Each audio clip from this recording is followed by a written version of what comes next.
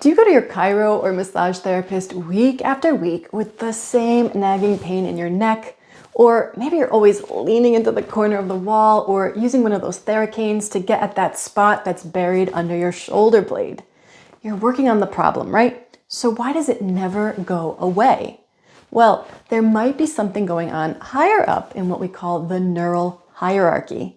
And that hierarchy matters for your pain, your balance, and your performance. If you're new to the channel, my name is Tara Bianca, and I am a longtime holistic health coach, an Oxygen Advantage Master Instructor, and a Z-Health certified practitioner teaching functional and performance-based breathing and nervous system conditioning. So I want you to imagine your nervous system is like a GPS. You need multiple satellites to triangulate in order to locate your exact position with accuracy. In this case, we're going to be talking about 3 satellites in particular: your visual system, your vestibular system, and your proprioceptive system.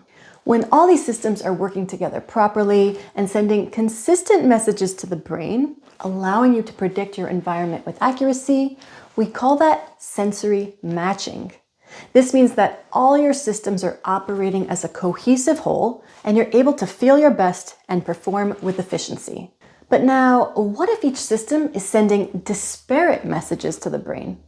Maybe the sensory receptors in your feet are telling you that you're on flat ground, but your vestibular system is telling you that you're rocking up and down, and maybe one eye sees more accurately than the other. This is a GPS that needs to be rebooted. You cannot predict your environment accurately, and your brain finds a way to shut down movement and performance. We refer to this scenario as sensory mismatch. And here's the thing. Your brain doesn't weigh the information coming in from each of these senses equally. There's a general hierarchy of importance. You can imagine this hierarchy like a corporate structure. So vision is the top of command. You can think of your eyes like the CEO of the company. Consider how much you rely on your eyes in order to understand the world. Vision is our primary sensory system. More areas of the neocortex are devoted to processing visual signals than anything else. Then your vestibular system is a very close second. This represents the upper management in the company. Your visual and vestibular systems are constantly interfacing to make big decisions for the body. And then finally, we have the proprioceptive system. This is the team on the ground floor, in the trenches, doing the grunt work, but often paying a high price for any deficits, weaknesses, uncertainties, or poor decisions happening higher up in the chain of command. Let's talk about some common examples of sensory mismatch. Seasickness or motion sickness is the obvious one, especially if you can imagine someone trying to read on a boat or in a car. The eyes are trying to fixate and smoothly follow the lines. So the eyes are telling the brain, we're not moving, we're steady. But your inner ear is weaving a different story. It's perceiving subtle up and down, back and forth movements. It's telling your brain, nope, we're definitely moving. And so what's the consequence of these different signals coming in from the different systems? Nausea, dizziness, disorientation, vomiting. Your brain is creating outputs that force a behavior change. Stop reading, or get off this boat, or lie down immediately. It can't provide good quality outputs because the signals coming in are conflicting. So your brain feels unsafe in this very unpredictable terrain and needs you to stop doing whatever you're doing. Other examples of sensory mismatch are things like fascial winding, so areas of connective tissue that seem to always be stuck in torsion or rotation. Scoliosis, so not causational, but a high percentage of people with scoliosis have some underlying vestibular issue. Pain, of course. Movement issues, of course. So people who are stiff and uncoordinated or just don't move that well. And then also neural behavioral disorders. So again, not causational, but there is a correlation between people with things like ADHD and an underlying sensory mismatch. Well, what's the application for this? What can we actually do with this information? As coaches, therapists, or even just general people who want to feel good inside their bodies, we spend a lot of time hammering away at that proprioceptive system. Massage, chiropractic, acupuncture, vibration tools, foam rolling, functional movement, rehab exercises, cold plunging, and on and on. And sometimes it works, but a lot of times it doesn't work.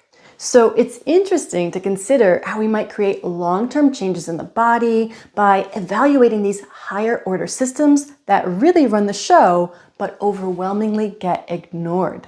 Let me just give one final example that I think most people can relate to. If you stop and observe people, or even just observe yourself, take pictures, try to observe yourself objectively, you'll notice all the little asymmetries and twists and turns throughout the body, but particularly notice from the shoulders up. So maybe a slight rotation in the head one way, a slight tilt the other way, maybe one eye is higher than the other or more open than the other, one cheekbone is higher, maybe you talk a little more out of one side of your mouth, and let's not forget the very common forward head posture. Most people will, number one, choose to ignore these things. They either can't see them or they don't want to see them. Number two, they notice it but believe it's unchangeable and not worth investigating more deeply. Three, they see it as an underlying musculoskeletal imbalance that can be corrected with things like oral appliances, facial massage, or myofascial release.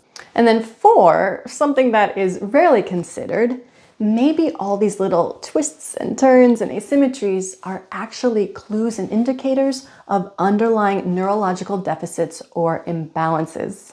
Practitioners who do a lot of manual techniques see this stuff every day.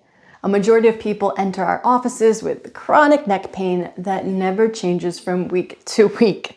The common treatments would be to adjust the cervical spine, work on their traps, release the suboccipitals, offer corrective exercises. And those treatments can offer temporary relief, but too often those clients are coming back over and over again, complaining about the same thing. Well, what if their neck isn't the problem at all? What if the proprioceptors in their cervical spine are paying the price for something happening higher in the hierarchy? What if one eye is able to see with greater accuracy than the other, and so they are always turning their head to accommodate that eye? Or what if the prescription in their glasses is wrong and they have to crane their neck forward just to see? Or what if they had a whiplash or head injury in the past that was never rehabbed, and the firing rates in their inner ears are telling them that they are constantly turning left even when their head is aimed straight forward? This is a recipe for tension and pain, and it won't get better by avoiding these other systems that are at play. The takeaway message: for people with chronic pain and tension, or for practitioners who work with people with chronic pain and tension, it is very worthwhile to have your eyes and inner ears evaluated and to potentially add vision and vestibular training into your treatment plan.